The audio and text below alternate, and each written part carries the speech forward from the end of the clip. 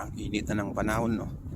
First day yata daw first day daw ng summer to ngayon. So July 20. Init na, desert na. Gamit ko na yung electric fan dito. Sa mga nagtatanong na kung marami ba daw talaga dito na ang trabaho, marami ba daw ang trabaho dito, bakit daw? Sa balita maraming walang trabaho, maraming naghihirap.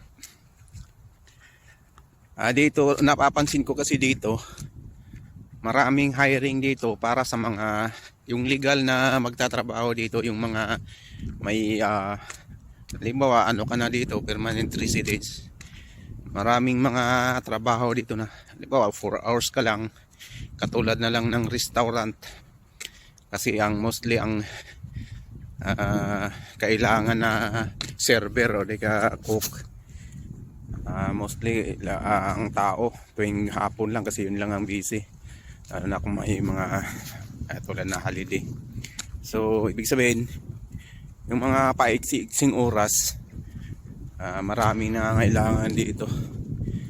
Bakit naman katulad na tanong nila, bakit daw post ng hiring, hindi sana yung nandito na lang daw ang nandito na lang daw ang sana ang bigyan ng trabaho.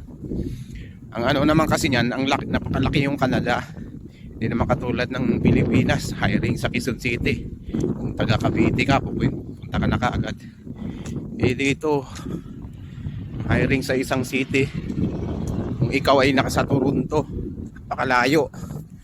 Hindi naman katulad dyan sa Pilipinas na anytime pwede ka magbiyahe kasi may mga bus, tricycle, madali yung transportation. Ito kailangan ka may sasakyan. Kung paano kung ikaw ang Oy, where you been? Forma. Okay, see you. Hindi naman katulad sa Pilipinas na anytime ka pwede ka bumiyahe. Dito kung bago ka lang dito, wala kang sasakyan. Kung paano yung naka-tourist visa ka, kamag-anak mo lang yung tinitirahan dito. Lang abalain mo ang mga tao dito busy sa trabaho. Ang karamihan tagtatlo trabaho, dalawa. Kaya maraming trabaho para sa mga legal na naniniraan dito. Bakit maraming tambay? Hindi ko alam yung kung dito naman wala namang kasama dito na wala namang nakilala dito na kailangan ng trabaho na isang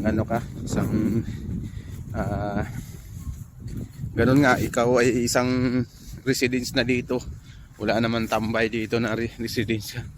Ikaw ang magsasawa na trabaho ka mo. Pero pag tourist visa ka, as in lang na talagang, kasi may maraming establishment dito, o katulad na lang ng mga katulad ng family owned business, yung mga maliliit na negosyo na nangangailangan ng sila ng tao, pero hindi sila magpo-provide ng hindi sila kayang mag-provide ng lamia.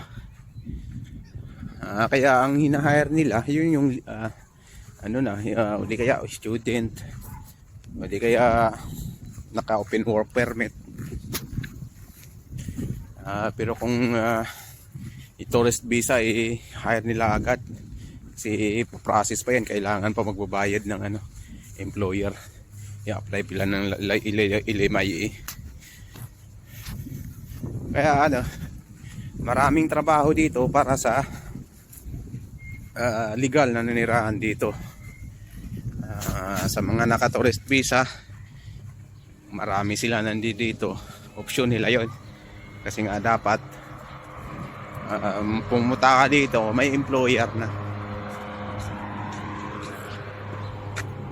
Kasi nga ang tawag nito, hirap dito lalo na kung Kahit na nakikituloy ka lang sa kamag-anak mo.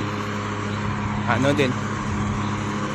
Eh, kasi nga wala namang libre dito, lahat ano, pinipili. Kaya ayun lang po.